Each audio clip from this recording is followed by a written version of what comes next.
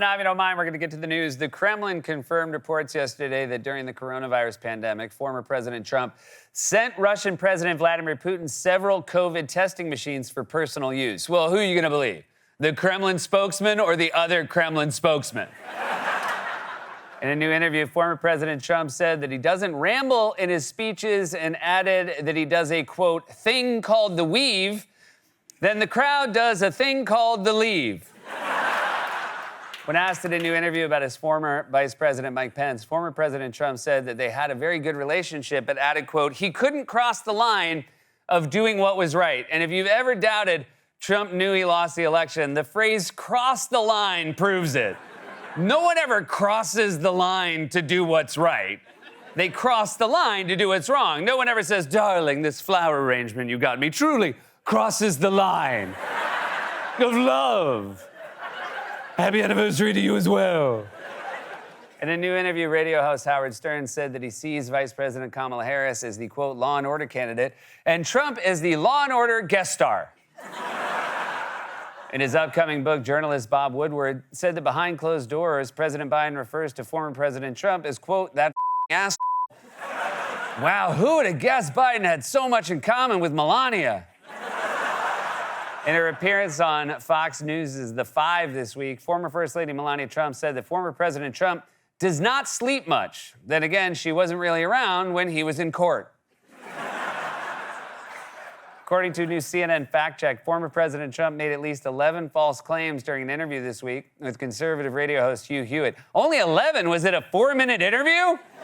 I feel like Trump could make 11 false claims during a haiku. A passenger on an American Airlines flight from New York to Detroit recently claimed that they found a bed bug in their first-class seat. The flight crew promptly escorted it back to coach where it belonged. After New York City officials announced that applications for the Cannabis New York City Loan Fund are now open, Mayor Eric Adams said in a statement that the, quote, legalization of cannabis has allowed a new economy to emerge, and I think Adams is just excited to finally be a part of something that's legal. In honor of Halloween, Chipotle has announced that it will offer burritos to customers in costume for $6 after 3 p.m., and the burrito comes with a warning if your costume includes a leotard.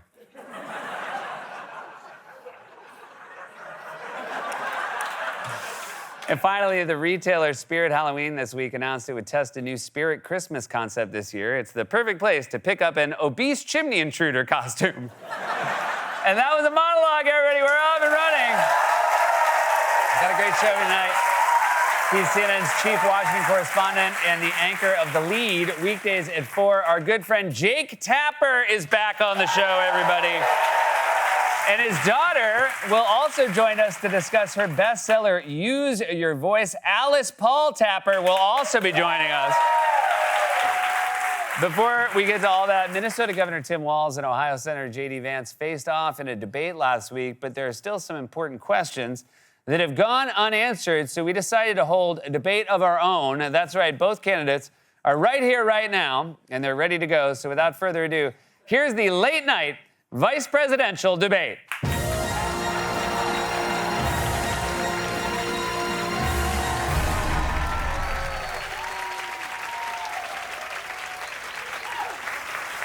Welcome, everyone, to the late night vice presidential debate. I'm your moderator, Seth Meyers. Let's jump right in. Governor Walz, in 3 words or less, can you explain why every night for the past 9 years I've woken up in a cold sweat? Donald Trump tweeted. Senator Vance, we're pretty far apart politically and personally. Is there anything we have in common? A lot of Americans don't know who either one of us are. Governor Walz, Senator Vance was awfully nice to you at last week's debate. What did you say backstage to get him to behave? My shotgun was in my car. Oh. Senator Vance, you've said that couples who have a lot of kids should have more say in the direction of our government. How many kids do you have? We have 320,000 children.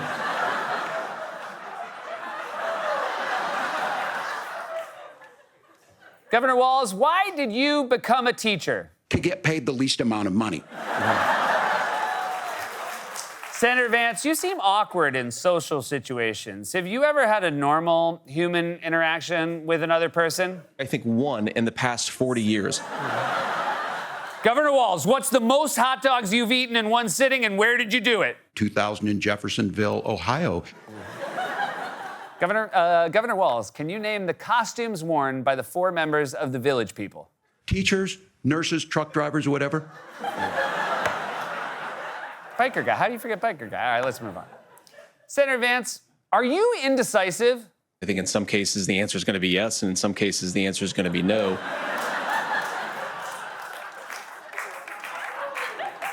Governor Walz, what can we do about this? Look, we all want to solve this. Most of us want to solve this.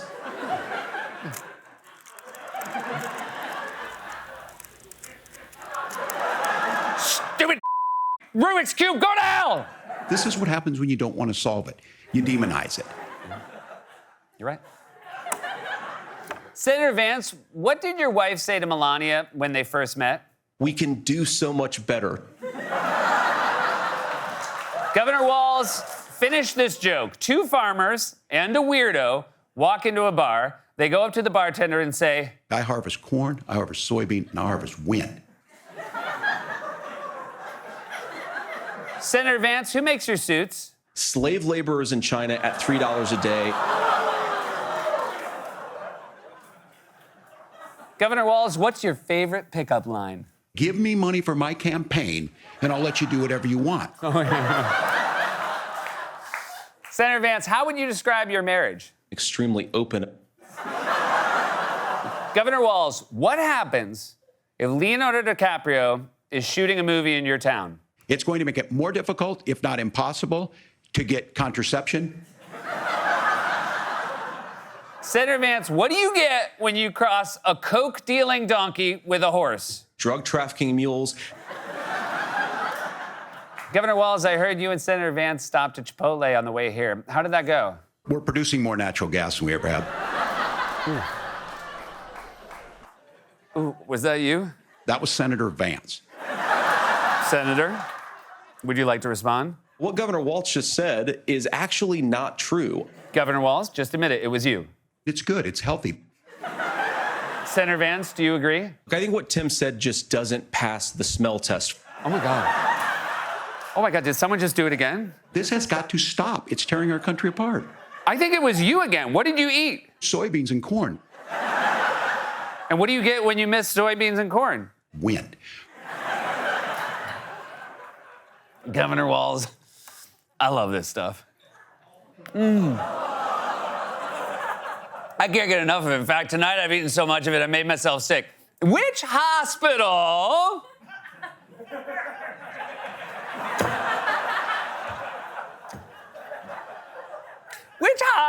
should I go to? The Mayo Clinic in Rochester, Minnesota.